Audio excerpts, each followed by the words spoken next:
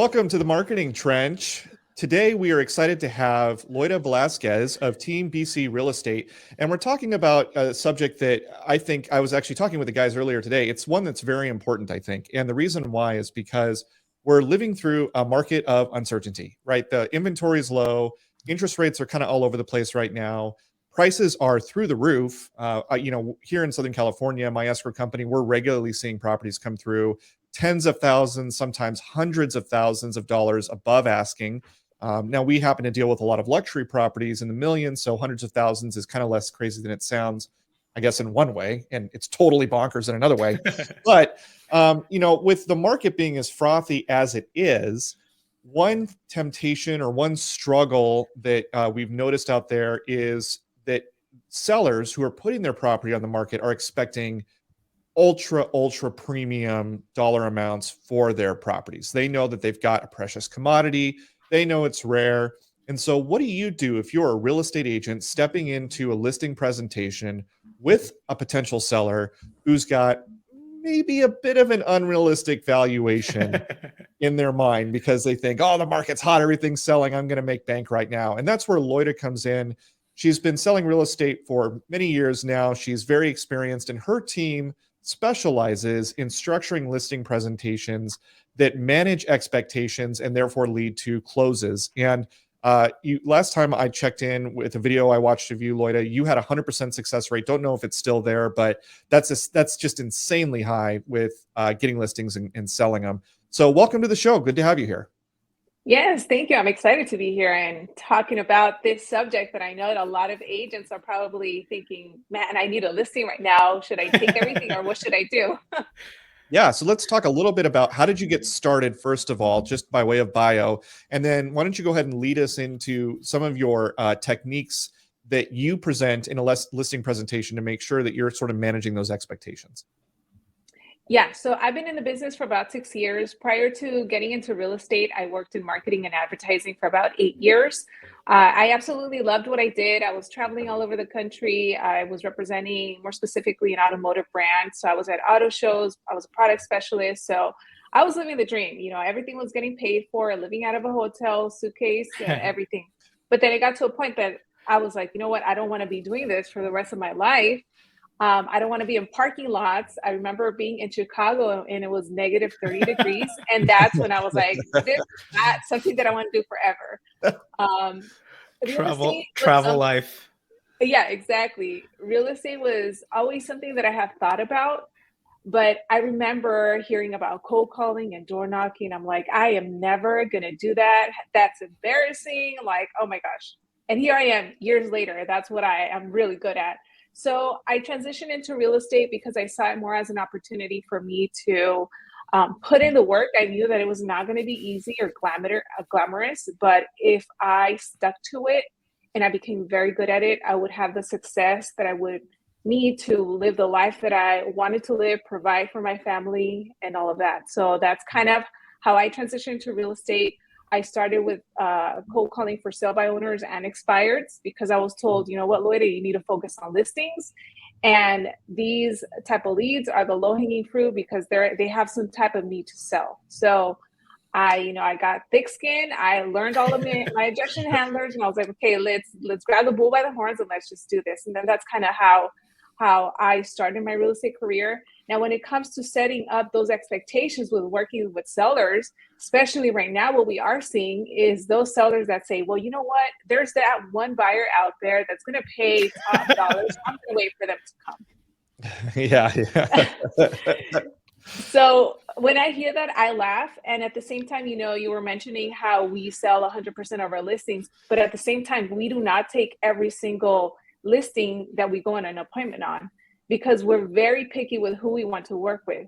At the end of the day, there's no point in me putting a sign in the yard when I know the home's not going to sell, or that we're going to have appraisal issues, or that, things are going to come up, because I've learned from being in this business so many years, and you guys probably too, there's headaches and fires that are going to come up all the time. And the more that I can avoid that, exactly, it's not worth it. I mean, I have already gray hairs. I don't want any more.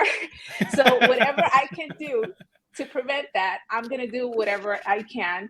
And if that means, telling Mr. Seller that I can't help you, I can't get you your price, someone else is probably going to promise you that, but at this point, you're not a good fit for me, I'm fine with turning away business. And I think that might be something that's difficult for a lot of agents to do, especially newer agents that don't have any business going on, because many of them come from a sense of, this next paycheck can mean whether or not I can pay my rent or my mortgage or feed my family. Yeah. So let's talk about then those, some of those strategies you have in place when, you get into a listing presentation. First of all, do you ask up front before you even go to the presentation what the client has in mind, or do you walk in unsure of that? No, I pre-qualify every seller before even going on an appointment. Okay. So what does that process look like? To not waste your time, to not waste their time, et cetera, et cetera. Exactly. So I find out what price they have in mind that they want to get for the home, how they arrived at that price, the condition, the motivation, what happens if the home doesn't sell, what happens if you don't get the price that you want. Because at the end of the day, if they're not really motivated and they're telling me some number that's outrageous that I know that I can't get, when I do my homework, I'm going to call them back and I'm going to say, hey, you know what, Mr. Seller, you told me you wanted 800,000. How did you arrive at that number? I want them to try to justify that price to me, because when they can't and I hit them with reality, then it's either we decide that, let's not waste each other's time, or are you actually serious about selling? Because if you are, then let's get together. But if you want that 800 to happen, and it's not going to happen, not right now. So you're better off. No justification for it. Exactly. Yeah. Do they ever come back and say, well, I was just thinking, and you're like, okay, 550 it is. Sometimes when I hit them with that, because there's other agents that might tell them, okay, yeah, I can get you the 800 or whatever it is. When I hit them with the reality and they see, oh wow, well, I was really way off. Okay, well, are you actually serious about selling, or what's important to you about selling and making this move happen? And then at that point, it just becomes communication and your skills and being able to convert that person to see if they're actually a serious seller or not. Now, I'm curious. Oh, go ahead, Scott. Oh, yeah, no. One of the things that I've always noticed with, especially with realtors that are out there that are really, that kind of rise above, they're really good at their numbers. Like they know their market. What kind of backup, what kind of documentation are you bringing your charts and your reports? Like, are you showing your work when you come back to the buyer and say, wow, here's all of the research that I did, you nailed it, or I think you're a little bit high or low or something like that? What does that process look like when you say you're doing your homework? My homework. Yeah. So I look up comparables. So I'll pull up any properties that are comparable to their home that have sold in the past 6 months. Because of how crazy the market is, I'll share with them like the last 3 months. And I tell them, you know what, when we open escrow, should we go for this 800,000? If we end up accepting an offer where the buyer has financing, there's going to be an appraiser involved. And they're going to take a look at this data. The numbers don't lie. I mean, I wish I can get you 800 or 900,000, but I mean, this is the reality. So how did you determine that 800,000? Because I want to understand. So I want to give them the ability for them to try to explain to me how they arrived to that number, because maybe I missed something, or maybe they were completely somewhere else. Maybe they were comparing their home to a 3,000 square foot home when their home is 1,200. And that's why they thought, if that went down the street, sold for 800 or 750, mine can sell for 800 or whatever it is. So I hit them with those facts, with things that any appraiser, any public information that they can look up themselves, so that they see that it's not Loida, the one that wants to quote unquote lowball your house. Right. This is just the reality of what the market's going for right now. I'm sure you inevitably get the consumer who says, well, my friend sold his house in 48 hours for a ridiculous number, so I'm sure down I in can the get keys. And if that is the case, I will tell them, okay, well, you know what? I mean, I would love to be able to get you that, but the reality is that if we want to get you X amount of money, we have to make sure that the home is priced correctly. Because any buyer, especially if they're working with an agent, they're doing their homework. So if they come to me and they want to write up an offer for 800,000, and they're gonna be like, Loida, please justify to me that price so that I can tell my buyer that it's worth 800,000, because you and I both know it's not worth 800. Yeah. So, I would imagine that a fair number of the people you're talking to in a listing presentation situation, a fair number of these sellers are looking on your traditional platforms, your Redfins, your Zillows, your Realtor.coms, to figure out what their home valuation is worth. Have you found those in this market to be accurate? And if not, how are you competing against those things, which are arguably driven by data as well?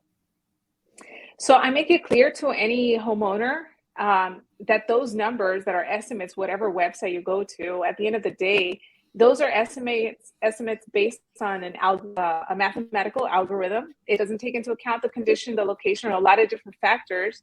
So it may be accurate one day, the next day it might change. I mean, it can change whenever it wants.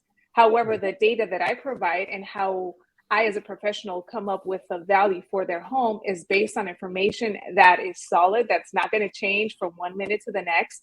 And that's why we want to focus on the numbers that I provide if we want something that's accurate and serious, so that people actually take us seriously when we put the property on the market. And when you're explaining this, because as a professional who's in a listing presentation situation, there are any number of metrics you could be looking at, right? Square footage is obviously one. And that's a math problem, right? It's price per square foot, averages, that sort of thing. But when you're talking about, say, the value of an upgrade, right? That tends to be a bit more abstract. So how do you convince a would-be seller, especially one who's a bit maybe called argumentative about their own valuation? How do you convince them that I dumped 100,000 into this kitchen? Yes, exactly. How do you convince them that that your subjective professional valuation of their kitchen is different than theirs? It's worth 10x more. And we get those all the time. One of the things that I do like to look at first is to see what else is active that's very comparable in terms of the condition based on what they're describing to me. And I tell them, you know what, anyone that's looking at your home is going to take a look at that house too. And a buyer, they don't care if you spend 100,000 or 10,000 or $1. If it looks the same, it's the same for them. So I bring up anything that's available that's very comparable to them. And then because of the market that we're in right now, where there's very low inventory and there's really nothing available, I tell them, you know what, right now it's virtually for you, it's impossible for you to give away or underprice your home. So let's price it in a way that will attract every single buyer out there. So instead of them looking at your competition that looks identical to yours, they're going to want to see your home first, submit offers. And once I get multiple offers, then at that point, we can negotiate to see who's going to pay the most. And then at that point, maybe they're going to go with your home versus the other one. But we put the leverage on your side versus now sending people to another property that maybe they're like, oh, well, if this other one's asking for more, I'll just go for the one that's like $10,000 less or whatever it is. If you could wave a wand right now, let's hypothetical magical wand. If you could wave a wand right now in this market and help prospective sellers to understand anything, what would that thing be? That's a tough one. I mean, she's like, I got you only get one wish. Make it a good one. I know. But when I wave my wand, Ricardo goes away, but it just never works. It doesn't work. One thing for sellers, I think at the end of the day, it would be just probably the price. If they are serious, let's still be in planet Earth and not like some other planet when it comes to the pricing. A lot of sellers tell me, well, I'm just looking for that one buyer. I just need that one buyer. I don't care about anybody else. Okay, well, now it's like unicorns. Yeah, exactly. And I'm not a magician. So my job is to sell a house and put a sold sign, not to have it sit there and then expire, because then now I'm an agent that doesn't sell properties. So, I mean, at the end of the day, it does come down to the pricing. If someone's not serious, I turn them away, or I tell them, you know what, I'm not the agent for you. And I think that's one of the reasons why my team and I have been able to sell every home that we put on the market, because we're not afraid to turn people away or tell them what the market is like, or be very like straight shooters, because we have a reputation as real estate agents, so that people know that if they're going to work with us, like, you can start packing, you're moving. I mean, you don't have to doubt that you're going to sit there or what's going to happen. Have you ever turned somebody away and they come back and they're like, okay, Loida, you're right. Oh I yeah, messed up. Help me out. I have gotten those, and it's happened from for sale by owners. I had a for sale by owner. He was for sale by owner, and this was like a couple of years ago. So I called him. It was like December. I ended up meeting with him. First of all, he was like, "I'm not going to pay more than 4%." I did every objection handler in person because I know my worth, and he was like, "No, I'm not going to pay more than that." And I did everything. I ended up walking away, and I was like, "Okay, well, if you change your mind, you have my information." He was like, "Oh, well, I'm going to interview other agents, or I have another family friend that's going to do it for less." So I was like, "Perfect. You know what? I have other agents that I know will do it for less. So let me shoot you a text with their info so you can call them, and they'd be happily able to sell your property for 4%." Whoa, really? And I remember I reached out to one of the agents that I knew would take it, and I was like, "Hey, I have a referral for you. Might as well capitalize on that." So anyway, I told the seller, he's like, "Oh, I already have someone else." Long story short, a month and a half goes by, and then I get a random text. "Hey, Loida, so it's me regarding blah, blah, blah property. I wanted to see if you would still be available to sell my house." And I was like, "Yeah, let's do it." So full commission. He ended up coming back to me, but he knew that I was the best one, and I had no problem walking away at that point. And Wow. I ended up selling that property. And then that led to more, but that's just one example. Yeah, that's really cool. It was Scott. Scott recognized the error of his ways. I did. Yeah, Now- I would imagine, especially in this market, that for sale by owner, I haven't seen the data on this, but I'm kind of surprised that for sale by owner properties haven't kind of taken off a little bit, right? Because the whole for sale by owner mentality, aided and abetted by the kind of platforms that we have online, that the technology platforms now, there's kind of this emerging narrative that real estate agents don't do anything, that homes sell themselves. I don't need you, or why do I need you? I can do Yeah. this myself if they're selling for so much so quick. Yeah, and if there was ever a time when that was true, this would probably be the time. And yet, right, people are turning to real estate agents. I think we in Orange County, for sale by owners are 1%, less than 1%. I don't know. It's very, very low. I haven't checked in several months, but I mean, it was fewer than 10 out of thousands of listings, a couple thousand listings. So it's interesting to me that even now people are looking for those agents. How many properties are you seeing right now go on the market and not actually selling? Does it feel like this is still a problem, or do you feel like sellers are beginning to identify agents who can deliver on their promise? I think for the most part, I am still seeing properties sell. The ones that I see come off the market, either expired, withdrawn, or canceled, are the ones usually that are tenant occupied or multi-units. Those are the ones that I have seen struggling, especially in LA County with the eviction moratorium and all of that going on.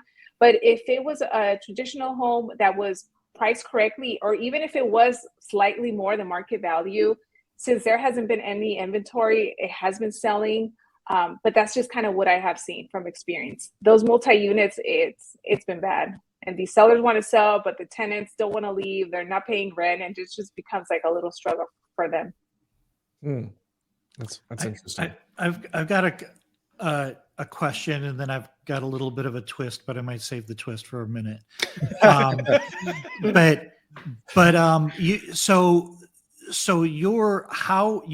came into the business with a marketing background, so you've got a good perspective on consumer intent and communication with consumers.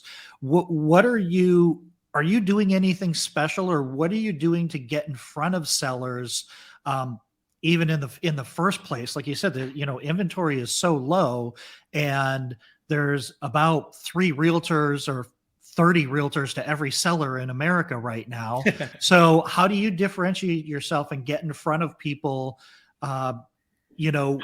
saying, "I will not give discounts. You're going to list it for what I say," and what is that pitch that sellers are like, "I'm in"? Yeah, well, for me, thankfully, when I got into this business, I started to implement social media immediately, whether it was Okay. YouTube, Instagram. So I have built that all of those platforms organically throughout the years, where it's mostly real estate agents that follow me. Over 80,000 or almost 80,000 here, YouTube, 20 something in Instagram. So one of the values that I bring to sellers is that, you know what, if we Okay. decide to work together, your property is going to be exposed to everyone that follows me. And unless you hire the guys from TV, you're not getting that type of exposure. So that's just one thing. Aside That's from awesome. that, you know, I still cold call. If I get a listing, I'll call all the neighbors around there with my team. We'll go and door knock. So we're very active when it comes to the marketing. And we tell them, you know what, like anyone can put a sign, anyone can put it online, but who's actually going to go out there and hustle to get you exposure that you need so that we can get multiple offers? Because both the seller and both I want to make sure that the home sells in the best time possible. We get the most amount of offers that we can so we can negotiate the best price and terms, and then everyone's happy. We all get a paycheck. They move on, we move on. Now they're telling all their friends and family, you know what, Loida, this girl, like she was hustling. She called, she said she was going to cold call. I don't know who even does that, but she did it.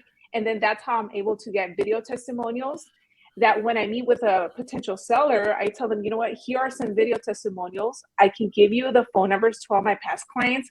Feel free to reach out to them so that they can tell you what their experience was working with me. That way, if there's any doubt that I don't know what I'm doing, you can hear it from someone else. And when I put it like that, I mean, they can go out and do their research. They can look me up and they can see that I'm a legit realtor that's doing the business. Okay, you opened the door wide open to my twist. So and it wasn't my intention, but it worked out perfectly. You know, you have just this unbelievable abundance mentality. And I looked at your YouTube channel and you said it very quickly. You have 80,000 subscribers on your YouTube channel, and they're almost all real estate agents. You're teaching real estate agents the things that you do in your business to be successful. And I saw you interviewing other real estate agents that were doing really cool things that you respected, and you're sharing and you're giving back to the community. So you've built this nationwide referral network, which I'm sure works both for building your team and for getting referrals across the network or across the country. Talk a little bit about that, because I mean that abundance mindset is really rare in sales. And we see it, and you can tell somebody who's a victim, and you can tell somebody who's a servant leader and just there to help everybody around them. So tell us a little bit about that journey and how that started and how that evolved. Yeah, so I remember being a brand new agent, and I was like, I want to know what it's like to be a real estate agent and what it's like to cold call and door knock. And I remember going on YouTube and I couldn't really find any videos. The ones that I could find were mostly always men training. I wasn't finding a lot of content from women giving their experience, or people like around my age that I felt like, you know, I want to see what their life is like as an agent. So I took that as an opportunity to just kind of start putting videos out there of my journey and what I was learning. Now, it was very scary because I was not used to being in front of a camera or putting myself out there. Now I knew that the moment that I put a video out there, I'm subject to people giving me their opinions or criticism. I mean, anything.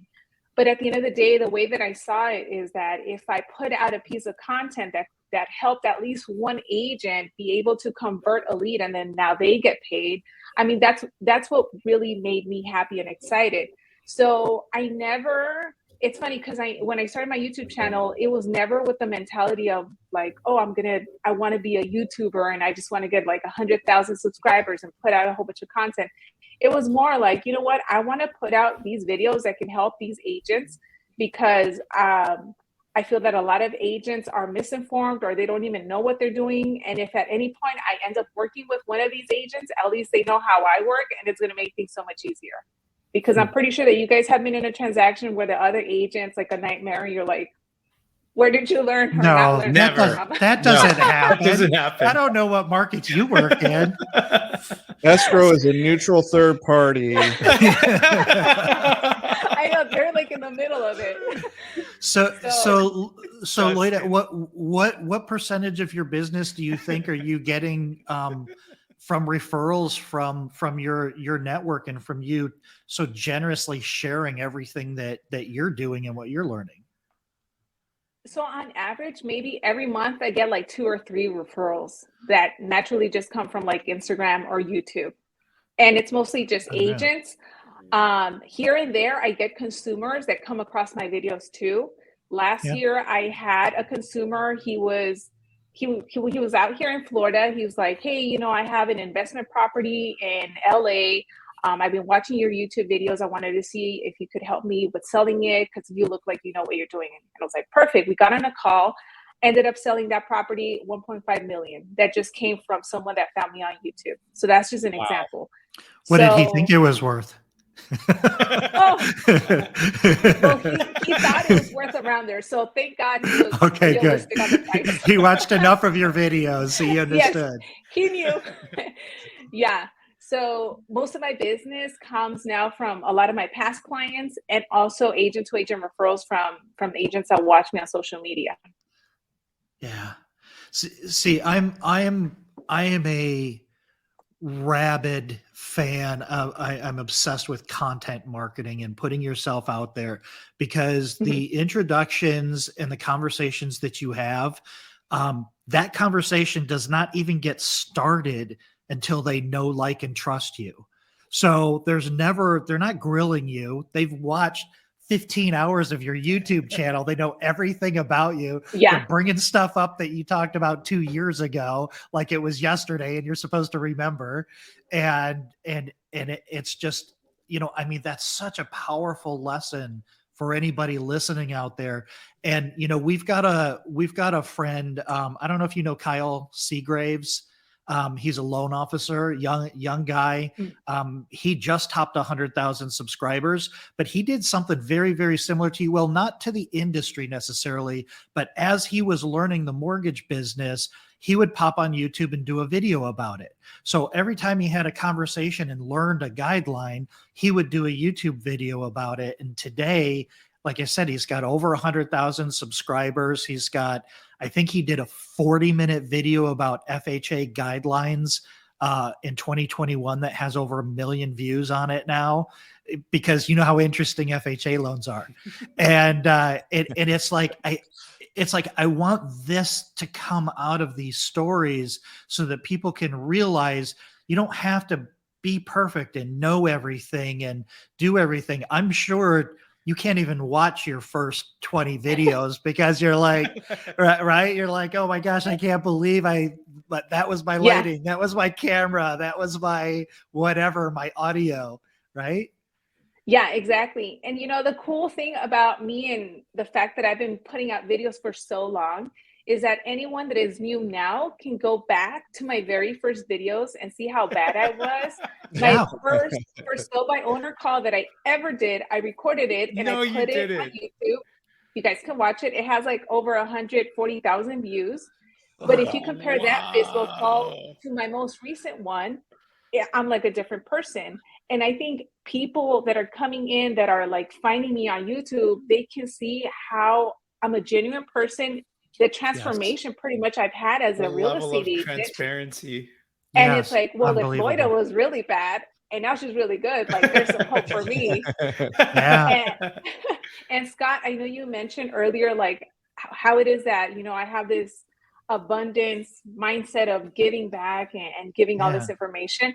I get always so many messages and comments from agents, newer agents, veteran agents that tell me, you know what, I'm a part of this brokerage and they promised me the world.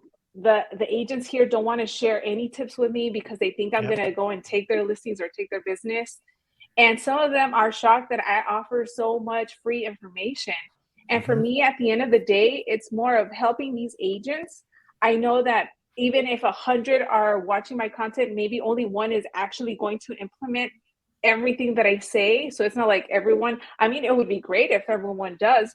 But if it can help one person, two people, and better their business, that's really what's important for me. And I don't mind giving out all this information because the way that I see it is that I'm helping someone. You're going to remember me one day when you're getting your first listing, your first paycheck, because you saw a video of me that probably changed your life and your career.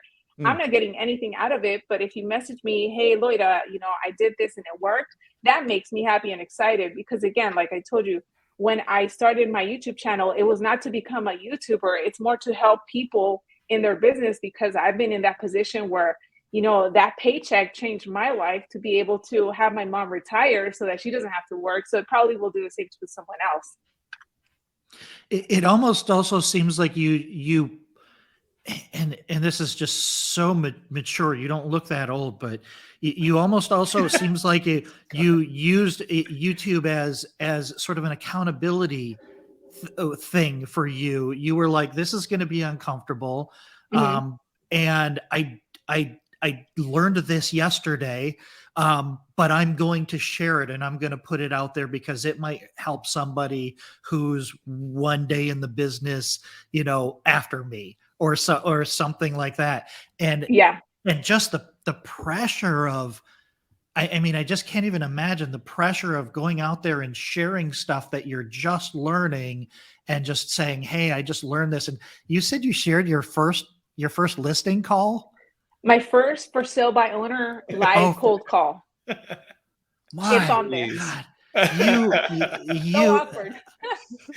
You said you have thick skin. My God, that's like, that is absolutely crazy. I love the vulnerability. I cringe at going back and listening to my own voicemails and videos. I don't watch any of these. Like, I won't go back and even watch our own podcast. I'm like, that one's in the can. And you know, it's funny that you're mentioning that, because I remember when I first started, I was also told by people that I was watching and being mentored by, go back and watch your videos, because that's how you're going to learn to get better in front of a camera and what you need to work on. So it was very cringe watching myself, but I could see that, you know, I was talking really fast. I was very serious. And that's when I knew, okay, you know, I got to speak a little slower. I got to smile more and things like that, because people were leaving me comments, hey, Loida, you're talking too fast. And then for me, it was like, that's the one thing that you noticed, that I was talking too fast instead of the information that I was giving you. So when I saw those flaws, when people pointed it out, it's like, okay, well, yeah, I know, because I watched it. So yeah, I do talk fast. But then that allowed me to now work on my communication and how I delivered whatever it is that I was saying. That's awesome. Yeah. I listen to our podcast on 2.5 times speed because I feel like we don't talk fast enough.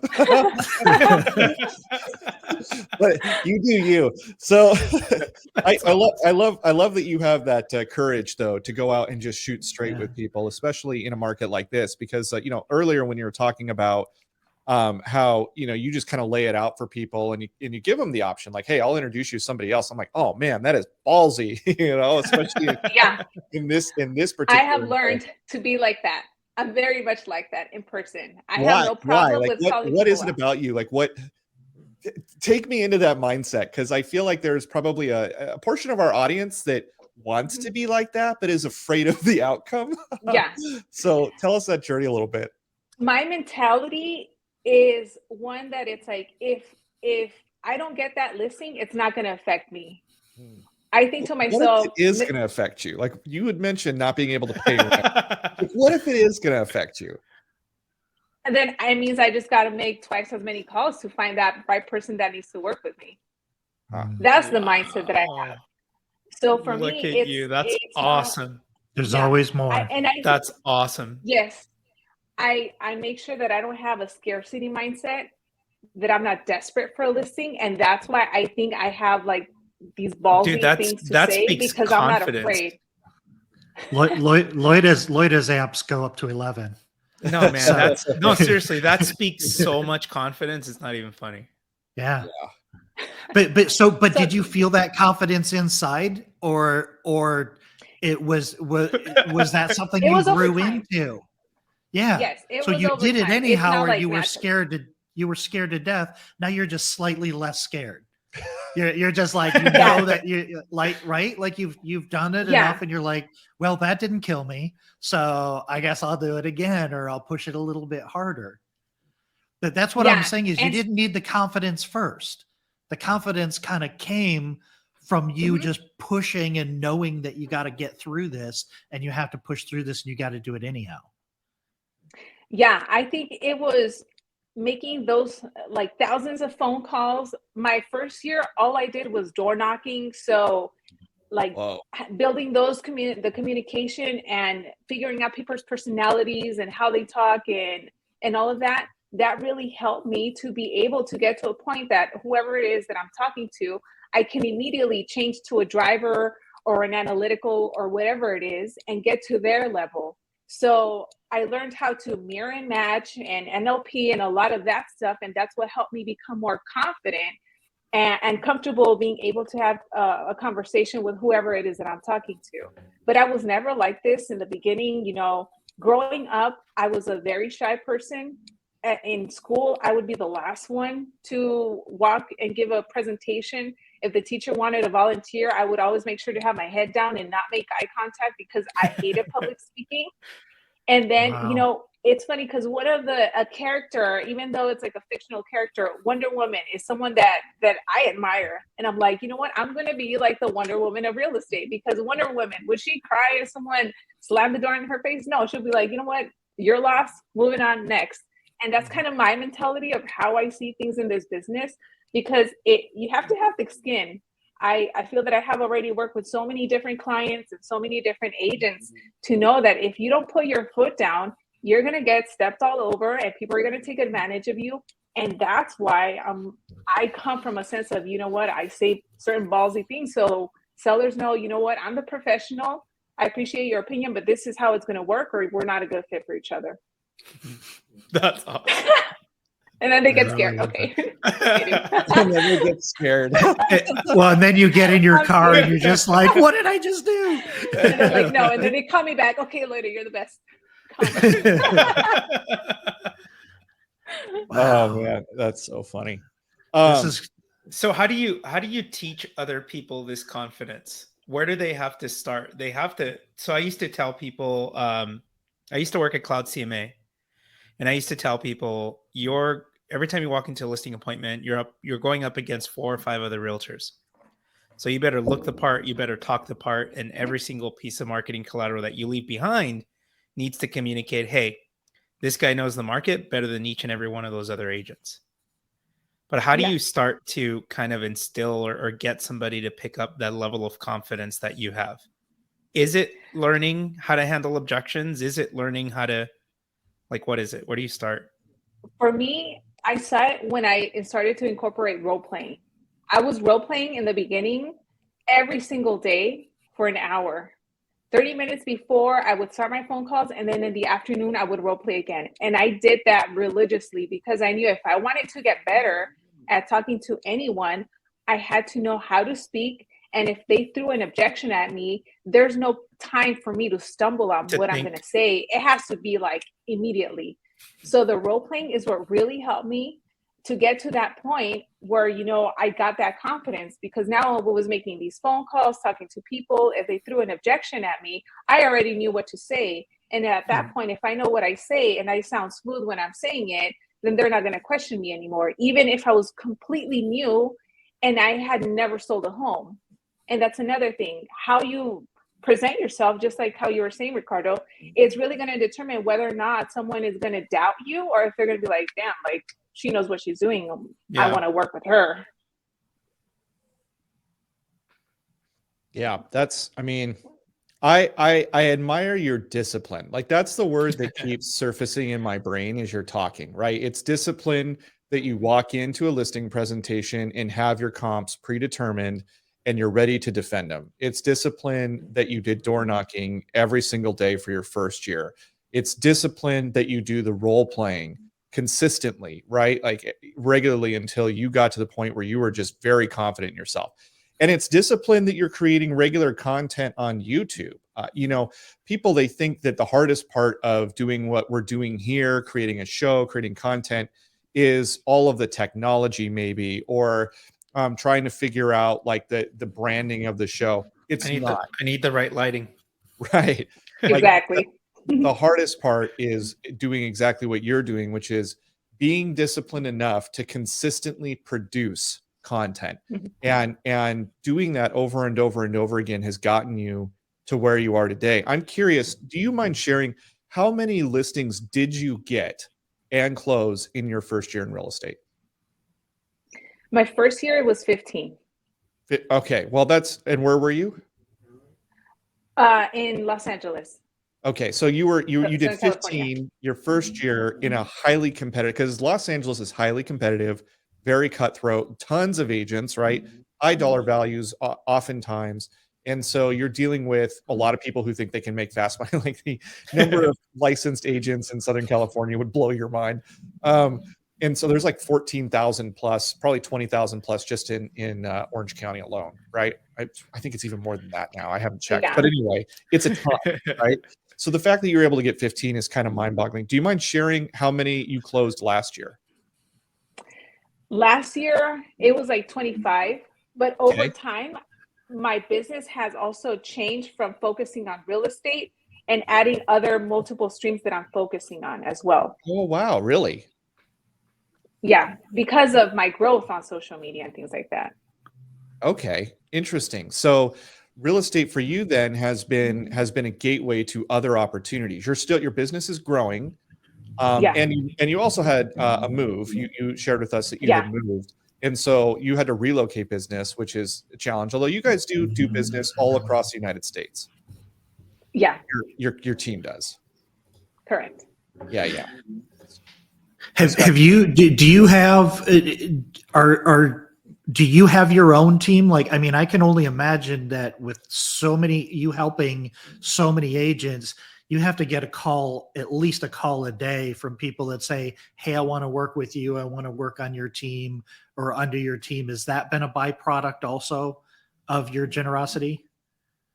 Yeah, it happens pretty much every day that I have someone reaching out. I am part of EXP Realty, so there's a lot of agents that either want to join EXP or want to join my team.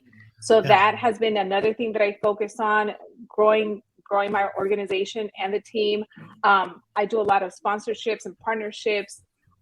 There's just been a combination of a lot of different things that over the years have started to come up because I decided to take that first step of picking up a phone and start creating content back then.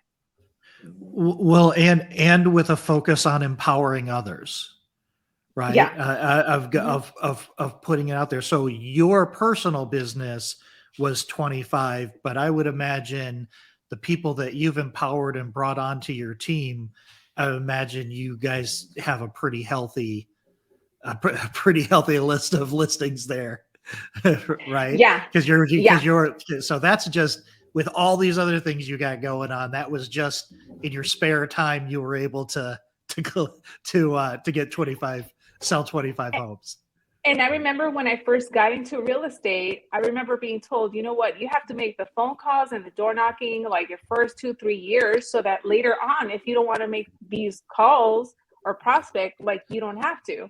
So it's gotten to that point where, you know, if I want to just hang out with my family on Monday morning, like I don't have to worry about like, oh, you know, I have to make 50 calls today. Otherwise, what's going to happen? Because I put myself in that position where over time, you know, I built a business in the beginning so that eventually, you know, referrals just start coming in, people start recognizing me. I can focus on other things outside of real estate that also bring me revenue. And then that's kind of how things have been growing for me. And are you still, so if you go spend Monday with your family, are you making those 50 calls still on Tuesday? Like, are you still cold calling? Are you still doing any of that? I do still cold call. It's not as much as I used to back when I first started.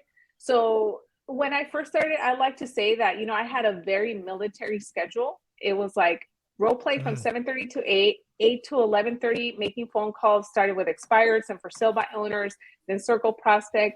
Afternoon was admin Dustin work. continues to be impressed by your level of discipline. I am. Dustin is going to go flog himself in the back room after this episode. He's going to share this with his sales reps. Yeah. I don't want to. So then that's that's the mentality that I had, that I was told. You know, I watched a lot of Mike Ferry. Mike Ferry talks a lot about focusing on listings and door knocking. So I was like, okay, you know, I'm just going to mirror what the top producers have done in the past, and it worked for them. So I'm not going to reinvent the wheel. So that's all I did. That's how I focused my energy on in the beginning. So now, when I do make phone calls, like I still do get excited about calling up for sale by owner, because I don't know how it's going to go. I don't know if they're going to yell at me or they're going to cuss me out, or if I'm going to be able to set an appointment at that point. But in a way, I now see it almost like a game, because I want to test my skills. Like, okay, Loida, let's see if you can convert this person and get an appointment on that first phone call, because sometimes it takes multiple calls before you can actually convert them. You know, one of the things I'm getting out of this, and Ricardo, I know you can, I think you'll agree with me on this, as technology has really evolved, like really over the past decade, you see a lot of people chasing technology as the easy button or the shortcut. But what I keep hearing from you, especially with the mic reference, you've got this crazy solid foundation of old school. This is what works. Cold calling FSBOs, cold calling, expireds, door knocking. And then you've introduced kind of this technology as an amplifier or an enhancer to your business. And you've really just sort of collided old school and new school and really just come out on top, like in a crazy way. But you still hang on to those fundamentals. You know, they're fundamentals because they work. But what we notice, it's easy to ignore or want to stray away from the fundamentals because it's not sexy. It's not fun. It's exactly, you know, it's a lot of things we don't want to do. Shiny object syndrome is a real thing, but it all goes back to discipline. I know that if these top producers did it that way, I'm going to discipline myself to not want to reinvent the wheel, and I'm going to stick to what works. Yeah, and I feel that over time, especially now with like technology and Instagram and social media, I always get newer agents, especially that say, oh, you know what, like, which leads should I buy? But they have no idea what to say or what questions to ask. So I'm like, look, learn your scripts, go after like the free type, go after the for sale by owners, like build some thick skin, and then start buying these leads. Because if not, you're just going to waste your money. You're not going to know what to say. You're not going to convert them. And then you're going to think that, oh, these leads suck. But in reality, that's when you default to these leads aren't any good. Yeah, these leads aren't any exactly. good. That's what and if I could say one more thing, I think that a lot of agents also don't take this business seriously, in the sense that you are a business owner. So you have to be disciplined to treat it like one. They think, oh, you know, I'm going to post some stuff on Instagram and get some leads. Like, I wish it was like that. At this point, here and there, I get people, but I'm not banking on social media being my only stream of where I generate leads from. Are you managing all of your own social media? Or do you have a team to produce your YouTube videos? Or did you hire somebody to do your Instagram, or do you do it all yourself? I pretty much do everything myself. Last year, I hired a videographer, and sometimes he'll come out and shoot some videos and edit them. If not, I'll record my stuff and then he edits it. For my Instagram, I pretty much handle it. I recently did hire a social media manager to help me with that. But pretty much the past few years, I've been doing everything on my own, from like the thumbnails to the editing my videos, coming up with the ideas. When I first started YouTube, I didn't know how to edit, but I taught myself. I feel like I'm a nerd and like I can figure things out pretty quickly. So yeah, that's just how it's been all this time. I mean, it sounds to me like we could easily veer off into a whole nother conversation about starting from zero and building your real estate, social media, and video empire. Yeah, exactly. And maybe that was a swing and a miss on our part, bringing you on for the wrong subject, or maybe it's just an opportunity to bring you back on. But either way, I think, you know, the bottom line here is to have that disciplined approach, know what you're doing when you go in, be able to defend your thesis, the valuation or whatever, and don't be afraid to say no to people because you got an abundance mindset. And, we can say this over and over and over again, but saying it's one thing, living it and doing it is a completely different thing. And that's really freaking impressive. So, you know, I got to just say, I just commend you. I mean, this is really, really cool stuff. And it's exciting to hear, even in this market with all the challenges that are going on, that there's still a place for professionals who are like you, who do the work and are bringing real value to your clients. Yes, thank you so much. I appreciate it. You know, it's not easy, but that's why I put out that content to show others that I did it. And, you know, if you are focused and determined and disciplined, like, you can make things happen for yourself too. Loida, where can people find you on the internet if they want to find more great content from you? So you can check out my YouTube channel. You can just search Loida Velasquez, or you can go to my Instagram, Loida Velas, or my website, loidavelasquez.com. Part of TBC EXP Realty. So yeah. Amazing. Well, thank you so much again for coming on. And if you want to hear more great conversations with people like Loida, you can check out Ricardo Bueno's website, ricardobueno.com, where he has his podcast. It's on a bit of a hiatus because he has child number 2 and he's not sleeping, but he will be back. So sign up, get his newsletter, The Authority newsletter, check out his podcast over there. Really great content. He's also got classes for sale. If you are in the industry, you want to get better at your CRM or other tech, that's where you can find out all about that. You can find Scott over at findmywayhome.com, especially if you are looking to connect with an experienced lender. You've tried the big box Rocket Mortgage style thing, didn't seem to work out for you. You realize that you just weren't a fit for their platform, because honestly, most people aren't. And you're looking for somebody you can know and trust, who's smart and has the kind of experience behind them, like Loida does in the real estate side, but you're looking for the lender version, findmywayhome.com. And Scott's network of brokers over there is where you should search. And then if you're in California and you're looking to sell your home or even buy a home and you want to use our services, Lighthouse Escrow, we're happy to help you out. We have a free closing cost calculator, a couple scrolls down on our homepage. You can see how much your closing costs might be in an estimated fashion just by scrolling down and inputting some basic information. Don't have to download an app, don't have to sign up for anything. We won't spam your inbox, just right there for your utilization. So that's all of us. Loida, it has been a thrill. Until next time, this has been the Marketing Trench. Yeah.